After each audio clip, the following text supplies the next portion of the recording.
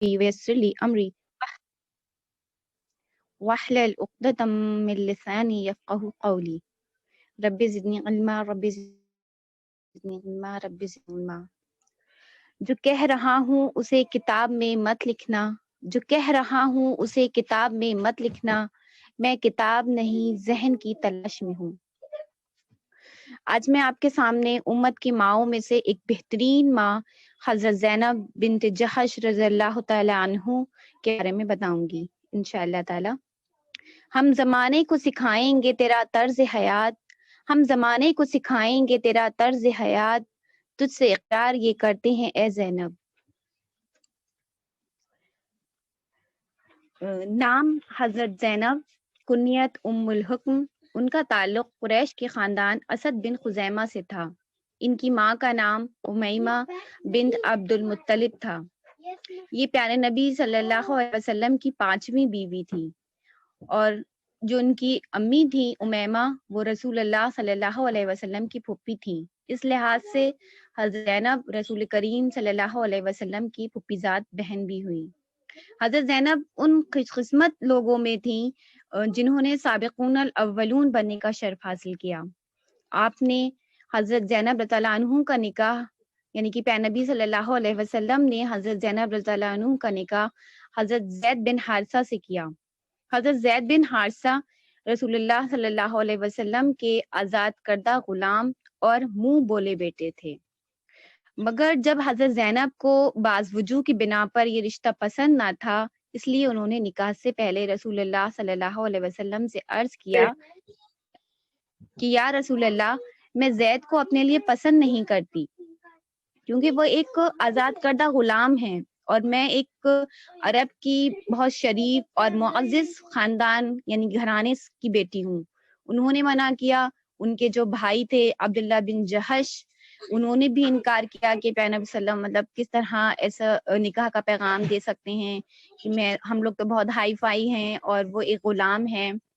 جیسے ہی انہوں نے انکار کیا، انہوں نے ان کے گھر والوں نے، تو اس پر سورہ احزاب کی آیت نمبر 36 نازل ہوئی، جس کا مطلب اس طرح ہے کہ کسی مومن مرد اور کسی مومن عورت کو یہ حق نہیں ہے کہ جب اللہ اور اس کا رسول کسی معاملے کا فیصلہ کر دے تو پھر اسے اپنے اس معاملے میں خود فیصلہ کرنے کا اختیار حاصل رہے، اور جو کوئی اللہ اور اس کے رسول کی نافرمانی کرے تو وہ صریح گمراہی میں پڑ گیا۔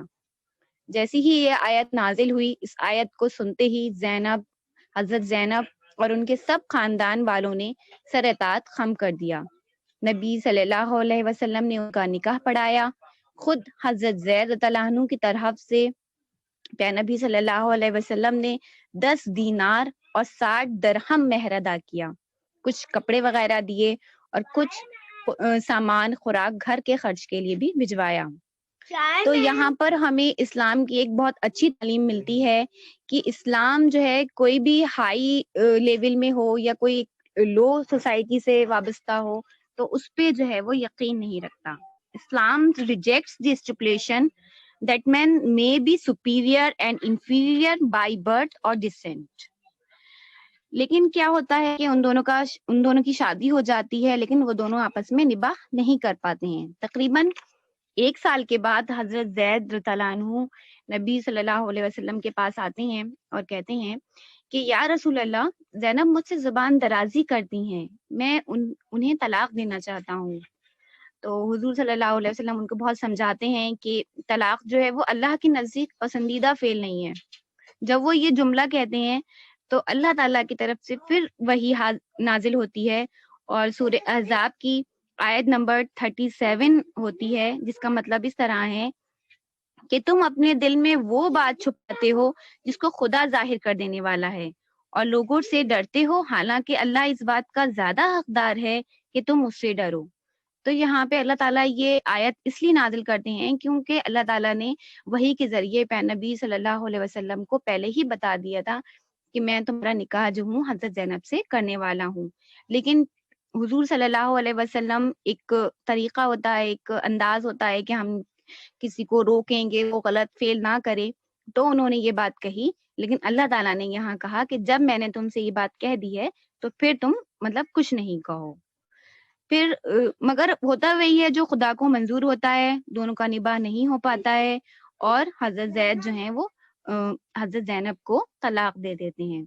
جب حضرت زینب کی عدت پوری ہو جاتی ہے تو نبی صلی اللہ علیہ وسلم خود ان سے نکاح کرنا چاہتے ہیں، لیکن جو پہلے سے چلا آ رہا تھا کہ ایک مطلب وہاں پہ جو بھی عرب کے لوگ تھے تو وہاں پہ یہ تھا کہ کوئی بھی جو ہے وہ منہ بولے جو بیٹے ہوتے ہیں ان کی بیوی سے جب وہ ان کو طلاق دے دیں تو شادی نہیں کر سکتے تھے، وہ بہت برا اس کو سمجھتے تھے۔ تو حضرت زید جو تھے وہ حضور صلی اللہ علیہ وسلم کے منہ بولے بیٹے تھے، اور وہ ان کے نام سے ہی جانے جاتے تھے کہ یہ زید بن محمد ہیں، کیونکہ انہوں نے بچپن سے ان کو پالا ہوتا ہے۔ وہ ایک غلام کے طور پہ ان کو آزاد کر کے جب حضرت خدیجہ لے جاتی ہیں پھر وسلم کے پاس، بہت ایک لمبا وہ ہے ٹاپک۔ خیر تو وہ جو ہے کیا ہوتا ہے کہ محمد صلی اللہ علیہ وسلم جو ہیں وہ ان کے نام سے جانے جاتے تھے، وہ زید بن محمد کے نام سے۔ تو اللہ تعالیٰ کو جاہلیت کی جو رسوم تھی اس کو مٹانا منظور تھا، اس لیے جو ہے ایک آیت نازل ہوتی ہے، آیت نمبر سورہ احزاب کی ہے 40، کہ اس کا مطلب کچھ اس طرح ہے کہ Muhammad is not the father of any of your men but is a messenger of Allah and the last of the prophet and Allah is the knower of all things. یعنی کہ لوگوں، محمد تمہارے مردوں میں سے کسی کے باپ نہیں ہے مگر وہ اللہ کے رسول اور خاتم النبیین ہے، اور اللہ سب کچھ جاننے والا ہے۔ تو اللہ تعالیٰ جو ہے یہاں پہ اس طریقے سے یہ بات کہہ رہے ہیں، تو اس کا مقصد یہ تھا کہ اللہ کو یہ کام جو تھا وہ حضور صلی اللہ علیہ وسلم کے ذریعے کرنا تھا، کہ عرب میں جو غلط رسوم رائج ہو گئی تھی ان کو توڑنے کی کوئی صورت نہ تھی، اور اللہ تعالیٰ کو پتا تھا کہ یہ میرے آخری پیغمبر ہیں، ان کے بعد کوئی پیغمبر نہیں آئے گا، اور یہ اگر رسوم چلی گئی تو یہ تا قیامت تک رہے گی، تو اس کو توڑنا بہت ضروری تھا۔ تو اللہ تعالیٰ نے یہ نکاح جو ہے وہ کروایا۔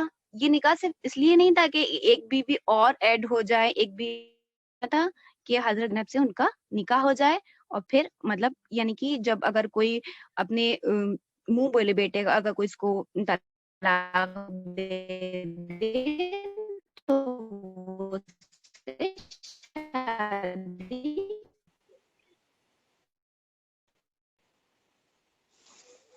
میری آواز آ رہی ہے؟ جی آ آ رہی رہی ہے۔ ہے۔ جزاک اللہ، جزاک اللہ خیر۔ پھر ادھر کیا ہوتا ہے کہ رسول اللہ صلی اللہ علیہ وسلم پر وحی بھیجی جاتی ہے کہ سورہ احزاب کی آیت نمبر 37 فَلَمَّا قَضَىٰ زَيْدٌ مِنْهَا وَطَرًا زَوَّجْنَاكَهَا، پھر جب زید اس سے اپنی حاجت پوری کر چکا تو ہم نے وہ متعلقہ خاتون تیرے نکاح میں دی، یعنی کہ اللہ تعالیٰ جو ہے خود پیر نبی صلی اللہ علیہ وسلم سے ان کا نکاح کر دیتے ہیں۔ پھر جیسی ہی وہی نازل ہوتی ہے تو پیر نبی صلی اللہ علیہ وسلم حضرت زینب کے مکان پر چلے جاتے ہیں اور سیدھے بنا مطلب اجازت لیے اندر چلے جاتے ہیں وہ۔ پھر صبح کو دعوت ولیمہ ہوتا ہے جس میں روٹی اور سالن کا انتظام کیا جاتا ہے۔ حضور صلی اللہ علیہ وسلم حضرت انس کو لوگوں کو بلانے کے لیے بھیجتے ہیں کہ مطلب لوگوں کو بلا کے لے کر آؤ، کم سے کم 300 آدمی جو ہیں وہ اس میں شریک ہوتے ہیں، اور 10-10 کی ٹکڑیوں میں کیا ہوتا ہے کہ وہ لوگ آتے جاتے ہیں اور کھانا کھا کر چلے جاتے ہیں۔ لیکن چند لوگ جو ہیں وہ کھانا کھا کر بھی باتوں میں مشغول ہو جاتے ہیں اور اٹھنے کا خیال ہی نہیں رہتا ہے ان کو، اور رسول اللہ صلی اللہ علیہ وسلم ان کو مروت کی وجہ سے اٹھنے کا بھی نہیں کہتے ہیں، وہ بار بار اندر جاتے ہیں باہر آتے ہیں، پھر جو ہے اپنے ازواج مطہرات کے پاس چلے جاتے ہیں، پھر آتے ہیں تو پھر دیکھتے ہیں کہ تب یہ لوگ بیٹھے ہوئے ہیں، پھر وہ چلے جاتے ہیں، پھر حضرت عائشہ عنہ کے خیمے میں چلے جاتے ہیں، پھر سوچتے ہیں کہ اب چلے گئے ہوں گے، پھر واپس آتے ہیں تو وہ لوگ وہاں پہ تب بھی وہ بیٹھے ہوئے ہی ہوتے ہیں۔ تو مطلب اس سے کیا ہوتا ہے کہ وہ حضرت زینب کے پاس جانا چاہتے ہیں لیکن وہ نہیں جا پاتے ہیں، تو اللہ تعالیٰ جو ہے وہ سورہ احزاب کی آیت نمبر 53 نازل کرتے ہیں، جس کا مطلب اس طرح ہے کہ اے لوگو جو ایمان لائے ہو، نبی صلی اللہ علیہ وسلم کے گھروں میں بلا اجازت نہ چلے آیا کرو، نہ کھانے کا وقت تاکتے رہو، ہاں اگر تمہیں کھانے پر بلایا جائے تو ضرور آؤ، پھر جب کھا چکو تو چلے جاؤ اور باتوں میں نہ لگ جاؤ، کیونکہ اس بات سے نبی کو تکلیف ہوتی ہے، تو وہ تمہارے لحاظ سے کچھ نہیں کہتے، مگر اللہ کو حق بات کہنے میں کوئی شرم نہیں، اور جب تم ان سے ازواج مطہرات سے کوئی چیز مانگو تو پردے کی آڑ سے مانگو. اور وہاں پہ کیا تھا کہ مطلب ایک تو بیٹھے رہتے تھے، ایک مطلب وہاں پہ ایک ٹرینڈ بن گیا تھا کہ ہم کسی کے یہاں دعوت میں جا رہے ہیں تو ہم بیٹھے رہیں گے، باتیں کریں گے، گپے لڑائیں گے. اور اس کے علاوہ جو تھا دیکھتے تھے کہ کھانے کا وقت ہو رہا ہے تو اس وقت چلے جایا کرتے تھے. تو یہاں پہ اللہ تعالیٰ نے بتایا ہے کہ ایسا نہیں کرو. تو اس آیت سے اور اس مطلب ٹاپک سے ہمیں یہ بھی سمجھ میں آتا ہے کہ ہمیں اگر ہم کوئی کسی کے یہاں دعوت میں جائیں تو ایک مطلب ایک ٹائم ہوتا ہے کہ پھر اس کے بعد ہم وہاں سے چلے جائیں، کیونکہ لوگوں کو آرام کی بھی ضرورت ہوتی ہے. پھر اس کے بعد کیا ہوتا ہے کہ جب یہ آیت نازل ہوتی ہے تو حضور صلی اللہ علیہ وسلم اپنے مکان کے دروازے پر پردہ لٹکا دیتے ہیں، کیونکہ حضور صلی اللہ علیہ وسلم سب کے آئیڈیل ہوتے ہیں. تو جیسا وہ کریں گے تو ویسے ہی اور لوگ بھی کریں گے. تو جیسے حضور صلی اللہ علیہ وسلم نے کرا تو لوگوں نے بھی کیا کرا، ان کو دیکھ کر اپنے گھر کے باہر جو تھا وہ پردے لٹکا لیے، اور بنا جو ہے وہ اجازت کے پھر اندر کوئی بھی داخل نہیں ہوتا تھا. پھر حضرت زینب رضی اللہ عنہ کے اگر ہم نکاح میں دیکھیں تو بہت ساری خصوصیات تھیں. ایک تو جو جاہلیت کی رسم تھی کہ منہ بولا بیٹا جو ہے وہ حقیقی بیٹے کا درجہ رکھتا ہے، یہ مٹ گئی. پھر اللہ نے حضرت زینب رضی اللہ عنہ کا نکاح وحی کے ذریعے کیا. پھر یہ تھا کہ لوگوں کو حکم مل گیا کہ کسی کو حقیقی باپ کے علاوہ دوسرے منہ بولے باپ سے منسوب نہ کرو. یعنی کہ اگر کوئی کسی کو لے کے پالتا بھی ہے تو ہم اس کے باپ کا نام جو ہے وہ چینج نہیں کر سکتے، اس کو اس کے باپ کے نام سے ہی جانا جاتا ہے. پھر ایک نہایت شاندار ولیمہ کیا گیا. تو اس سے بھی ہمیں یہ پتہ چلتا ہے کہ ایک مطلب اچھا ہم ولیمہ ہمیں ارینج کرنا چاہیے. بہت اسراف نہیں ہونا چاہیے، لیکن اپنے وسعت کے حساب سے اس کو ارینج کرنا چاہیے. ان کے جو ولیمہ ہوا تھا اس میں بکری کا گوشت تھا، روٹی تھی، اور حضرت سلیم کا بھیجا ہوا مالیدہ بھی تھا. پھر اس موقع پر جو آیتیں حجاب نازل ہوئیں اور پردے کا رواج ہوا، اس سے ہمیں یہ بھی فائدہ ہوا. تو اللہ تعالیٰ کو بہت ساری جو تھے وہ کام کروانا تھے، اس لیے حضرت زینب سے ان کا نکاح کروایا گیا. اسی خصوصیات کی وجہ سے حضرت زینب کو حضرت عائشہ سے ہمسری کا دعویٰ تھا. اچھا، تھوڑی سی ان کے بارے میں دیکھ لیتے ہیں کہ وہ کس طریقے کی خواتین تھیں. حضرت زینب جو تھیں وہ نہایت دیندار تھیں، پرہیزگار تھیں، حق گو تھیں، اور ان کی عبادت کا خود جو تھا وہ حضور صلی اللہ علیہ وسلم اعتراف کرتے تھے. ایک دفعہ حضور صلی اللہ علیہ وسلم مہاجرین کا مال تقسیم ہو رہا تھا، وہاں پہ مال تقسیم کر رہے تھے.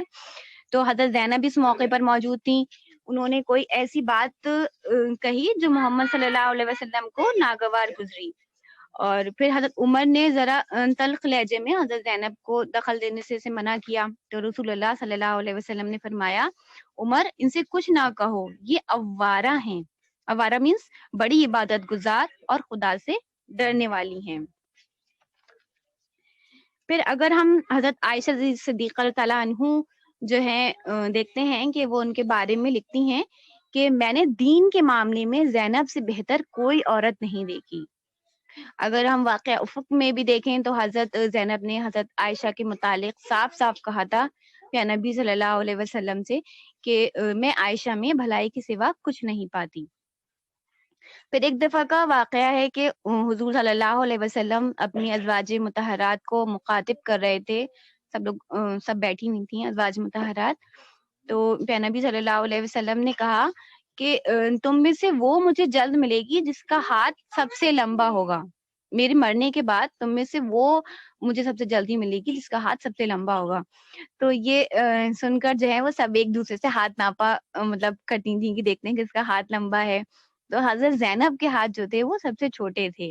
تو سب لوگ مطلب اس طریقے سے اس کو لے رہے تھے، لیکن لمبے ہاتھ سے جو مطلب تھا وہ تھا فیاضی کا.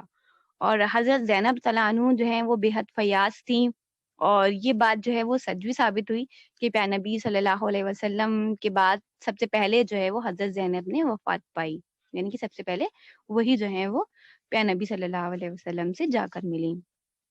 پھر حضرت زینب خود اپنے دست و بازو سے روزی کماتی تھیں. جو بھی آمدنی ہوتی تھی خدا کی راہ میں اس کو صدقہ کرتی تھیں. وہ اپنے ہاتھ سے جو ہے وہ چمڑا پکا کر صاف کرتی تھیں.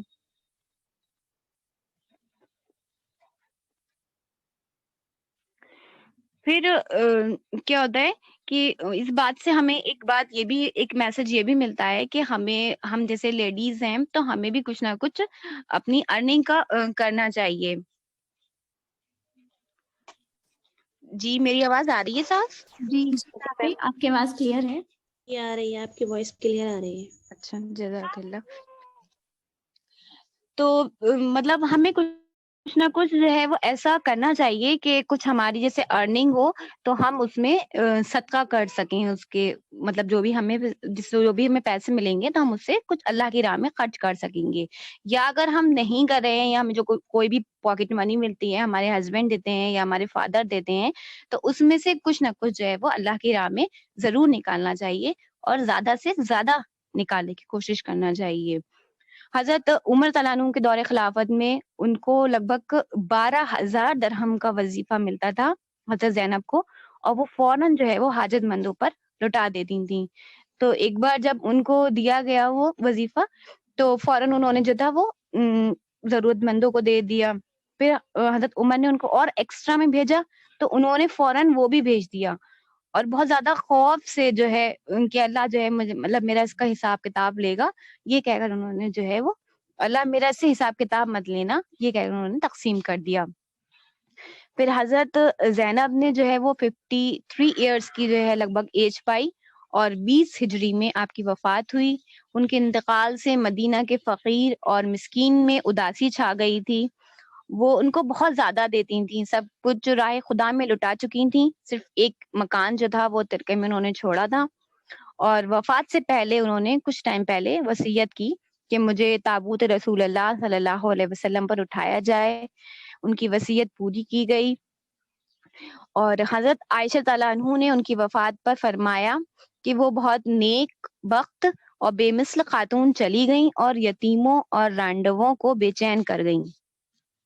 آخر میں ہم اللہ تعالیٰ سے یہ دعا کرتے ہیں اور ہم یہ عہد لیں کہ جو بھی ہم صحابیات کو سنیں انشاءاللہ تعالیٰ ان کو اپنا رول ماڈل بنائیں اور اپنا آئیڈیل بنا کر ان کے جو بھی انہوں نے نیک کام کرے ہیں ان کوشش کریں کہ ہم بھی اپنی زندگی میں وہ داخل کریں, ان کو کریں, اور اپنے نبی کے سچے امتی اور اپنے بزرگ صحابی. اس شعر کے ساتھ میں اپنی بات ختم کرتی ہوں کہ دنیا کے غم میں ہاتھ سے عقبہ نہ چھوڑنا, دنیا کے غم میں ہاتھ سے عقبہ نہ چھوڑنا, دنیا ملے گی خود ہی بس عقبہ تلاش کر, دنیا میں جنتوں کی تمنا لیے گزر, دنیا میں جنتوں کی تمنا لیے گزر, دوزخ سے جو بچائے وہ رستہ تلاش کر. عقبہ مینس ہوتا ہے آخرت. واخر دعوانا ان الحمدللہ رب العالمین. جزاکم جزاک اللہ. آپ اب نیکسٹ میں